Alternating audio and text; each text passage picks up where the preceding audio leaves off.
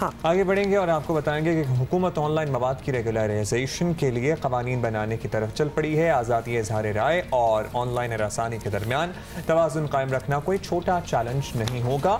हुकूमती अहदेदारों ने online ईज़ा रसानी act 2002 पर पहला मुशावरती इजलास 4 जून को होना है और मज़कूरा एक्ट की काबीना से मंजूरी के बाद फरवरी में सोशल मीडिया पर इस पर सख्त तनकीद की गई थी। जब ये पहली बात सामने आई थी तो खासा क्रिटिसिज्म हुआ था। वज़ीर आज़म ने तमाम स्टेक होल्डर्स के साथ मुशावरत का ऐलान किया था। मई के आगाज़ में PTA ने अपनी वेबसाइट पर एक्ट के मुतनासिब कवानीन को बेहतर बनाने के लिए अपनी वेबसाइट पर एक सवालनामा जारी किया था जिसमें स्टेक होल्डर्स और आवाम से भी राय तलब की गई थी। मार्च में 100 से ज़ायद इंसानी हकूक़ के इदारों और कारकुनों ने हुकूमत के साथ उस वक्त तक मुशावरत करने से इनकार कर दिया था जब तक हुकूमत ने इसको मनसूख नहीं करना।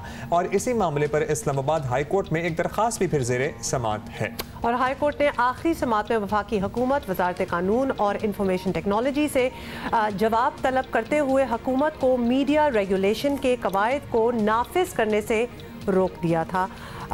ये सारी बात हुई थी। अच्छा जी, इसी पे ज़रा बात करते हैं क्योंकि इस पर बहुत से लोगों को तहफ़्फ़ुज़ात हैं और ज़ाहिर है आज़ादी इज़हार राय की पहले ही जो मुल्क में सूरत हाल है वो सबके सामने है और दुनिया भी उस पर क्वेश्चन मार्क उठा रही है। तो हुक्मरान जमात पाकिस्तान तहरीक इंसाफ के सेक्रेटरी इत्तला जनाब अहमद जवाद साहब हमारे साथ मौजूद हैं, उनसे बात कर लेते हैं। बहुत शुक्रिया अहमद जवाद साहब, आपने वक्त दिया। अहमद साहब, आपने इस पूरे मामले पर मुशावरत शुरू कर दी है, अब तक क्या अहम उमूर और अहम मशवरे सामने आए हैं, ज़रा हमें आगाह करें कि अब तक प्रोग्रेस हुई क्या है?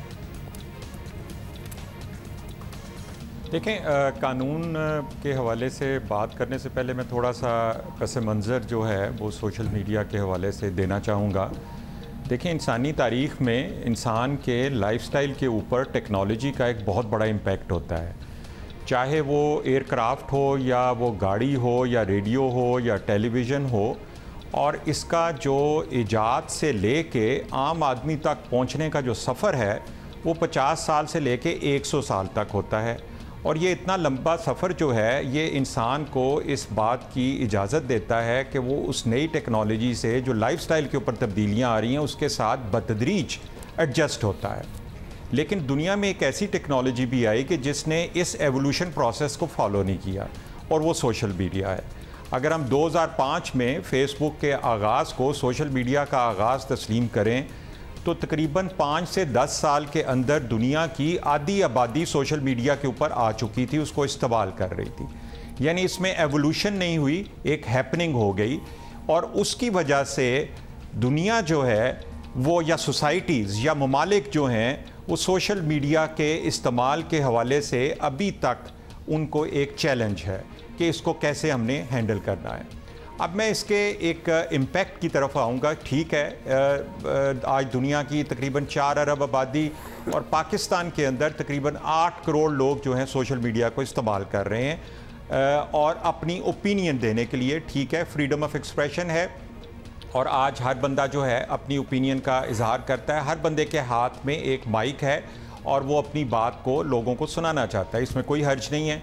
लेकिन मसला उस वक्त पैदा होता है जब आप एक कमरे के अंदर अगर 10 लोग हों और 10 के 10 जो हैं वो अपनी ओपिनियन देना चाहें लेकिन सुनना ना चाहें, उससे क्या होगा, एक केओस पैदा होगा।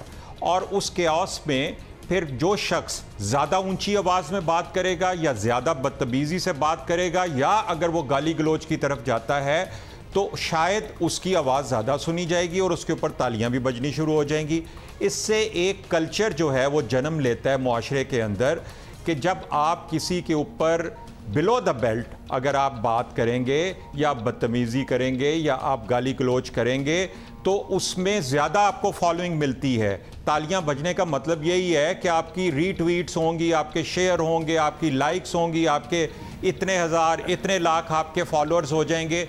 तो ये एक बड़े खतरनाक कल्चर को जन्म देता है। हमें पाकिस्तान के अंदर अहमद जवाद साहब जी आपसे और भी कुछ बातें पूछनी है, जैसे कि खतरनाक कल्चर की जो आप बात कर रहे हैं, मतलब इस तरह तो आप एक प्लेटफॉर्म मिल गया, बहुत से लोग बहुत सी चीज़ें कहेंगे, बट किन टॉपिक्स पे रोका जाए उनको और किन टॉपिक्स पे बोलना दिया जाए, इसको तो कंट्रोल करना तो नहीं चाहिए। बिकॉज ये फिर आज़ादी राय जो होती है, इजहार करना, अपनी फ्रीडम ऑफ एक्सप्रेशन में हैम्पर करता है कि किस टॉपिक पे बात हो रही है, because there are so many topics जिस पे किसी को कोई फर्क नहीं पड़ता और बातें हो रही होती हैं। दूसरी बात, आपने रोजनामा द न्यूज़ में ऑनलाइन कियोस्क के नाम से एक मजमून भी लिखा था जिसमें आपने एक दूसरे की राय बर्दाश्त करने पर जोर दिया था और आपने लिखा है कि अग्री टू डिसएग्री का असूल तो कहीं खो चुका है।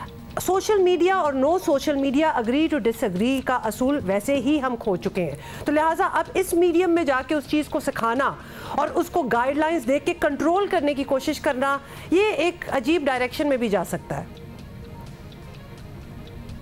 जी बिल्कुल, आपने बहुत पर्टिनेंट बात की है।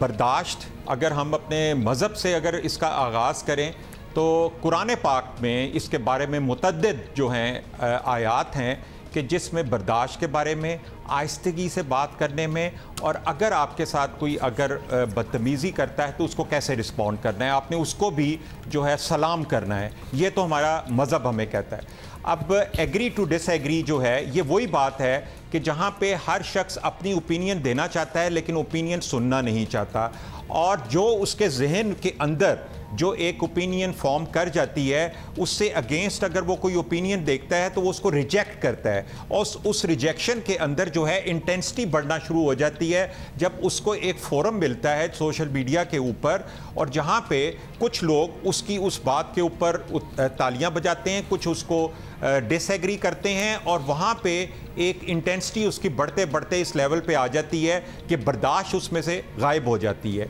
अब ये सवाल ये पैदा होता है कि पाकिस्तान के अंदर जो कि एक बड़ी आबादी वाला मुल्क है, आज 8 करोड़ लोग जो हैं माइक हाथ में लेके मुख्तलिफ सब्जेक्ट्स के ऊपर बात कर रहे हैं। मुख्तलिफ सब्जेक्ट्स के ऊपर कोई पाबंदी नहीं होनी चाहिए, आप जिस मौजू के ऊपर भी बात करना चाहते हैं आपको आज़ादी होनी चाहिए।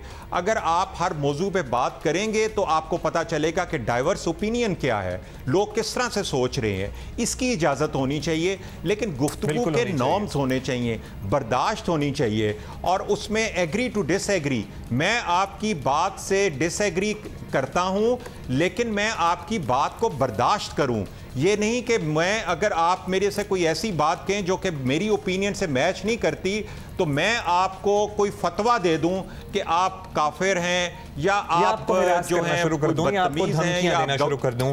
बहुत शुक्रिया आपका अहमद जवाद साहब, बड़ी इंपॉर्टेंट बात आपने की है। और बाय द वे लॉकडाउन के दौरान भी एक सर्वे सामने आया है जिसमें ऑनलाइन हरासानी के वाकयात में बेपनाह कई गुना इजाफा हुआ है, क्योंकि आई डोंट नो। हाँ, लेकिन लॉज एंड रूल्स बनने चाहिए, लेकिन इसका मतलब ये नहीं है कि वो सिलेक्टिव हो, और कभी कभार हमने देखा है कुछ ऐसे लॉज रूल्स बन जाते हैं जो कि बड़े एक डायरेक्शन में चले जाते हैं और एक किस्म की आवाज़ को बंद करने के लिए मिस यूज़ होने के चांसेस बहुत ज़्यादा होते हैं। तो that needs to be seen कि मिस यूज़ फिर इस किस्म की कोई चीज़ ना हो।